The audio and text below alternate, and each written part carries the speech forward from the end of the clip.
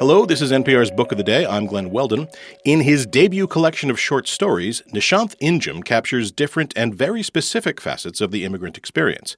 His protagonists grapple with the thrill of coming to the U.S. and the profound sense of loss over what they've left behind in India. Family, friends, food, culture, the things that always made them feel whole, centered, part of something. Now they can only hover between nations, between communities, between worlds, as their new lives gradually come into sharper relief and their old ones fade away. Injam talked with Sacha Pfeiffer on Weekend Edition Sunday. Nishanth Injam grew up in a small town in India, and he struggled to adapt to life in the U.S. He wasn't a writer, he worked as a software engineer, but he found himself pouring his immigration experiences into short stories. The title of his debut collection is The Best Possible Experience. It's about being an immigrant, living in a new culture that's sometimes confusing, and longing for your home country even though you no longer feel quite at home there. In a story called The Math of Living, a software developer anticipates his annual trip to India. In the cab, my father will ask me either F or G before proceeding to tell me everything that has changed in the city since I last visited.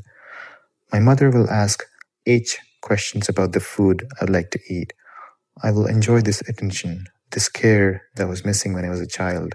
As you can hear in that excerpt read by Nishanth Injam, his character uses the language of math to explain what he expects when he finally gets there. It's inevitable that J minutes later, my parents will start quarreling. That's just who they are. They can't help it. I'll start feeling anxious. I'll never be as happy as I am in the moment I arrive. The magic will be over. All that's left, mundanity. I'll briefly feel like rescheduling the return flight I have in K days and going back to work. But I can't do that to my parents. Their faces are still glowing, and I wonder if love is a candle lit by distance. Nishanth, I love that last line. I wonder whether love is a candle lit by distance. It says so much about being together, being apart. The character in this story works for the Chicago Tribune.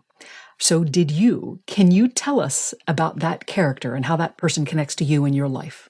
I think this story is very closely drawn from my own life in that I also worked at the Chicago Tribune and I was doing these flights back home and I would always be counting down the month before I would go home just so that I could be home, united not only with my family, but also united with the self that I was before I left home. Immigration is a sort of one-way journey in a way. That's interesting. You're right. It ends one version of you and then creates another version in a sense. Right. In this country, we glorify immigrants, and sometimes rightly so.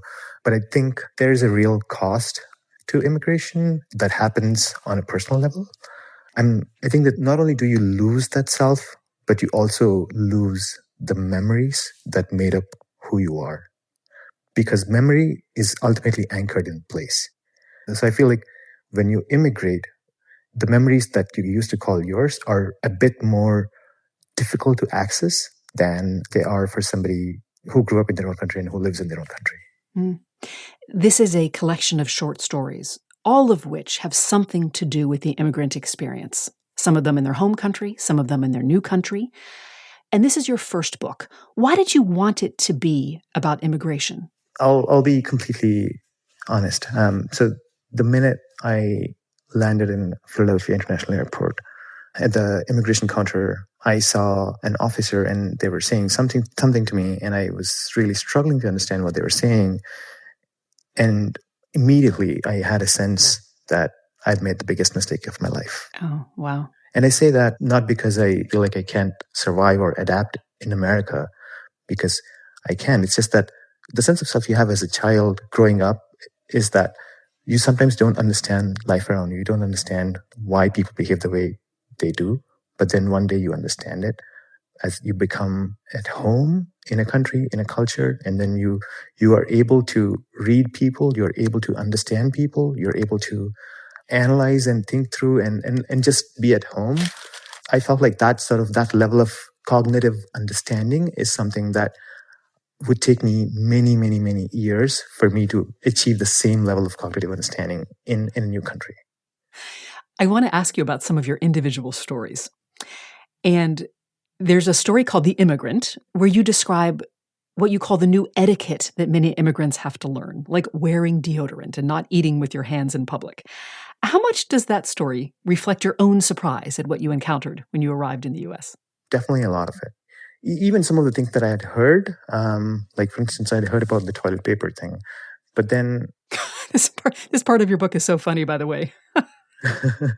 Thank you. I had actually heard about the toilet paper thing, but I had actually never held a roll of toilet paper in my hand before. We should explain that you were looking for a bidet. And what I find funny about this is many Americans can't believe you would spray your backside with water, but you couldn't believe we would wipe our backside with paper. It's a sort of a clash of cultures playing out. Anything else in that realm you can think of? I think I was always surprised by the public transport system in America. And also I had this question about, why people lived so far in the suburbs. Because interesting. That was something that I didn't expect at all. You also write about food, which of course is an enormous part of many cultures, an enormous part of the immigration experience for many people. And it's often been described by immigrants as a comfort, as a taste of back home. You have a very funny story called Lunch at Patty's, where you describe how food can also be a source of anxiety. Can you talk about how that played out for you a bit? The feeling of eating something, even in an Indian restaurant, and people telling you that it's spicy, and then me personally feeling that it was not spicy at all, like that was a pretty common experience. Food feeling so bland. I was really genuinely surprised that people could eat such bland food. And I think that was something that made it into the story. That became a huge part of the story. In Lunch at Patty's, of course, this young Indian boy has invited a white friend over for lunch. And his dad in particular is just panicking. What does a little white boy want to eat? What do we put on salad? How do you make a sandwich?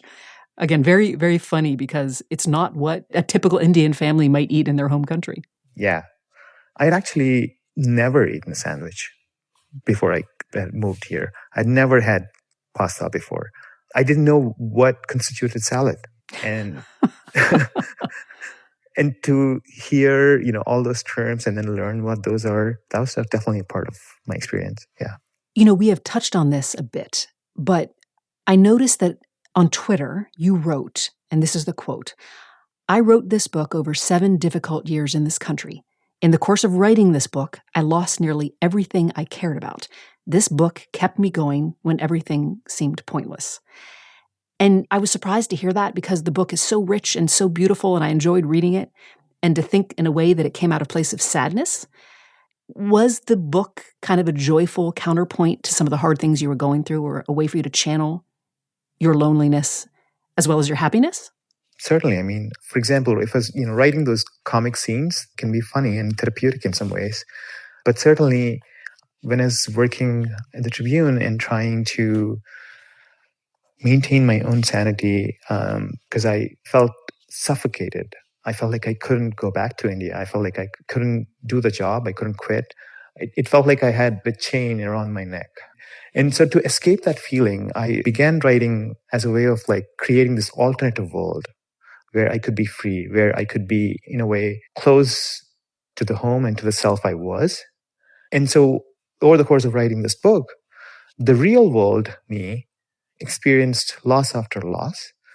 And the book self, the worlds that I was creating, I kept them as alive as possible because I needed to find beauty so that I could still live a meaningful life. That's Nishanth Injam. He is the author of The Best Possible Experience. Thank you very much. Thank you.